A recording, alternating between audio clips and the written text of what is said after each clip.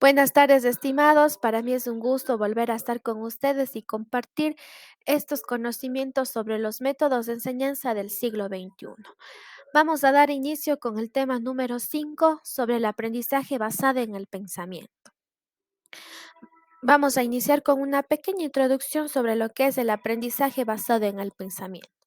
El objetivo de este método consiste en otorgar herramientas para contextualizar, relacionar, analizar, entender, argumentar, convertir la información en conocimiento y desarrollando nuestra capacidad de pensamiento del ser humano, pues todo esto va más allá de la memorización. Es decir, otorgar herramientas que permiten a nuestros estudiantes que piensen y que no solo consoliden información de manera memorística.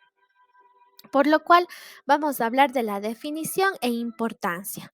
Para Robert Schwartz, define esta como una metodología de la enseñanza en la que la instrucción en destrezas de pensamiento se infunciona en el contenido del currículo.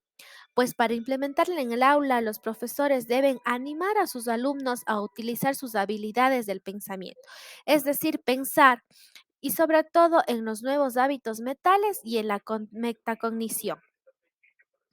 Por lo cual esto es necesario que nosotros implementemos en el aula. ¿Por qué? Con la necesidad de que nosotros podamos enseñar a nuestros alumnos a pensar. ¿Por qué es importante esto? En primer lugar, porque mejora la capacidad cognitiva. Es decir, que ellos tengan la capacidad de adquirir conocimientos de forma significativa siempre y cuando ellos analicen toda la información, desarrollar el pensamiento y sobre todo la capacidad cognitiva básica que es la memoria. En segundo lugar, porque aumenta la creatividad. Nosotros lo que necesitamos son estudiantes creativos, que ellos mismos tengan la capacidad de poder dar ideas o soluciones creativas ante diversas situaciones que nos presenta hoy la sociedad, que puedan enfrentarse a ellos con sus ideas creativas y no más bien con ideas copiadas o ideas transmitidas unos a otros. Tercero, Cap- a- capacidad para la resolución de problemas en cualquier circunstancia de la vida, como lo mencioné anteriormente. Si nosotros pensamos ante una determinada situación problemática, vamos a tener esa capacidad de poder pensar y de poder dar solución ante dicho problema, por lo cual tienen que estar activados todos nuestros sentidos. Cuarto, previene de los errores de pensamiento que se fijan en nuestros esquemas mentales. Es una falicia que todo el mundo sepa pensar correctamente. A veces nos ligamos que por intuición nosotros decimos algo, pero realmente no pensamos lo que estamos diciendo.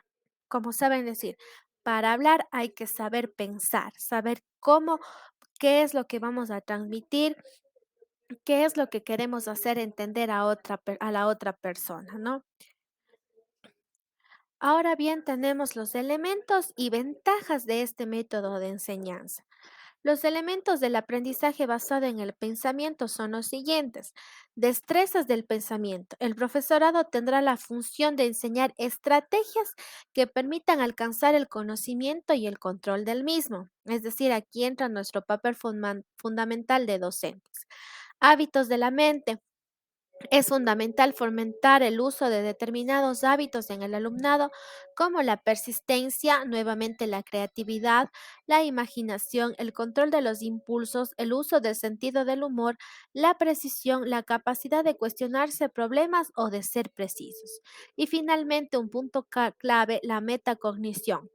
Este es uno de los últimos pilares de este método, ya que consiste en analizar nuestra propia forma de pensar para poder adquirir las destrezas y los hábitos de los que hemos hablado. Todo esto es en torno a los elementos que son indispensables en este aprendizaje basado en el pensamiento. Ahora bien, como docentes queremos conocer cuáles son las ventajas. Algunas de las ventajas son impulso del aprendizaje activo. Siempre hemos hablado de Piaget, quien nos dice que la inteligencia se construye a partir del movimiento, de la actividad de nuestros estudiantes. Entonces, este es un punto a favor porque nos dice que se coloca a los estudiantes en el centro de conocimiento, motivándolos e impulsándolos a reflexionar y a tener pensamiento crítico.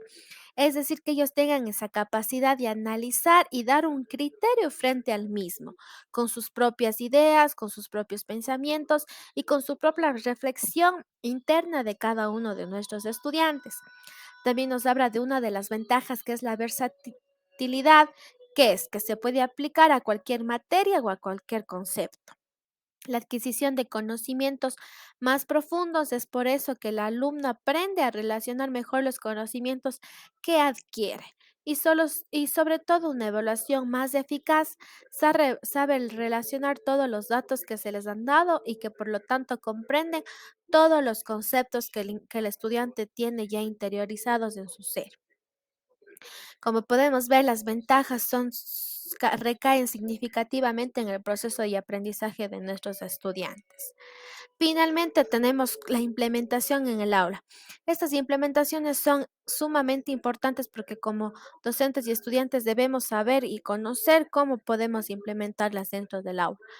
Pues el investigador Robert Marzano identifica 8 variables para implementar esta metodología en el aula, las cuales son las siguientes: comparando la realidad, clasificando los distintos hechos, induciendo, deduciendo. ¿Esto qué quiere decir? Ir de lo general a lo particular y de lo particular a lo general, analizando obviamente toda la construcción que nosotros tengamos y obviamente construyendo cada una de nuestras ideas que a partir de la reflexión y del análisis van saliendo, ¿no? De los temas que vayamos estudiando, nuevamente analizando las perspectivas, que es decir, qué es lo que deseo dar a conocer y resumiendo explícitamente. Entonces, estos son las 8 variables que son necesarias para que nosotros podamos implementar en el aula. Ahora, ¿a través de qué actividades podemos hacer? Aquí tenemos un ejemplo. Como nos dice, plantea un dilema moral, algún problema que se esté dando en ese momento, o también impulsar un debate sobre un libro o una película. Entonces, aquí va donde nosotros tenemos algún tema de interés, podemos hacer un debate sobre el mismo. Grupo que defiende y grupo que refuta la idea o el tema que estemos planteando en nuestro salón de clases. Comparar distintas noticias, qué es lo que está sucediendo, qué podemos hacer, reflexionemos qué es lo que está pasando ante una determinada situación en el país o simplemente con el hecho de hacer diferentes preguntas que obviamente lleven a la reflexión, al análisis, poniendo y aplicando las 8 variables que nos decía Robert Marzano, como es el comparando, clasificando, analizando, construyendo, induciendo, deduciendo, entre otros. Como podemos ver, es sumamente importante que como docentes inculquemos el hecho de que ellos se pongan a pensar y que sean críticos ante debidas situaciones o ante debidas circunstancias. Como nos dice, todo lo que pensamos, sentimos y creemos, y eso nos enseña. Esto es todo lo que hemos hablado hoy sobre el aprendizado basado en el pensamiento. Muchas gracias por su atención. Una buena tarde.